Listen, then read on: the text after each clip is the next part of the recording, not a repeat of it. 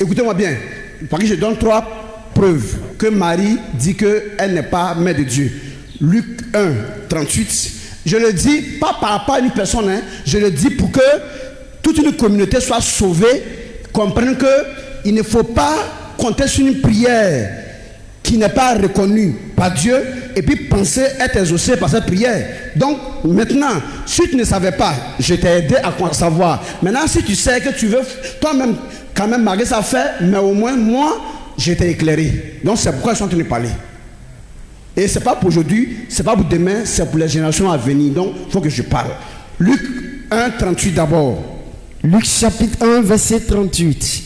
Marie dit, je suis la servante du Seigneur. Qu'il me soit fait selon ta parole. Marie a dit qu'elle est quoi?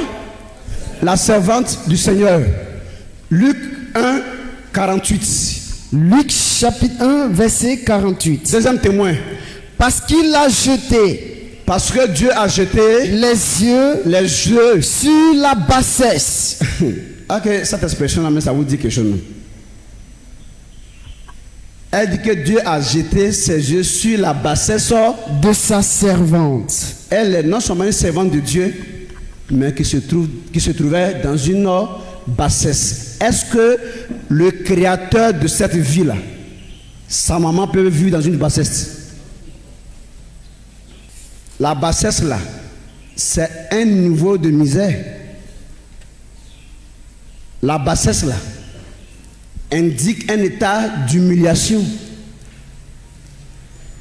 Le mot est trop fort.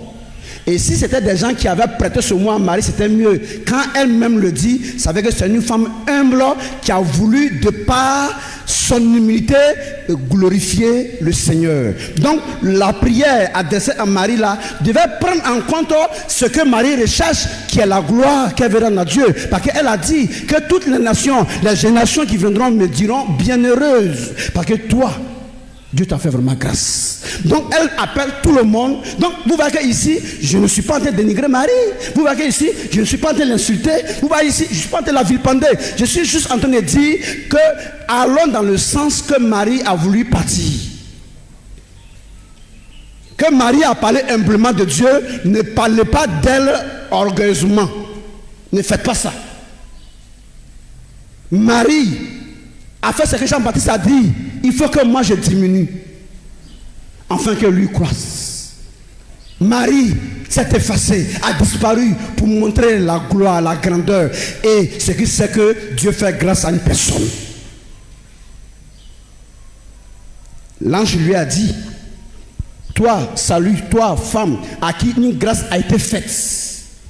Donc quand elle maintenant se met dans une position de bassesse, afin d'honorer celui qui lui a fait cette grâce, afin de faire briller la splendeur de ce qu'on appelle la grâce. Pourquoi elle le fait? Premièrement, parce que son fils, quand en Jean 1,17, la Bible dit, la loi est venue par Moïse, mais la grâce et la vérité sont venues par Jésus. Donc du coup, si Jésus vient nous accorder la grâce de Dieu, cela nous permettra maintenant de faire quoi? De savoir nous tenir devant Dieu, de savoir parler à Dieu en fonction de comment est-ce que la mère de Jésus, quand elle a eu la grâce avant nous là, comment est-ce qu'elle a parlé de Dieu, comment est-ce qu'elle a parlé à Dieu, comment est-ce qu'elle s'adressait à Dieu. Donc prenons plutôt un enseignement, mais ne fabriquons pas une prière à commerce.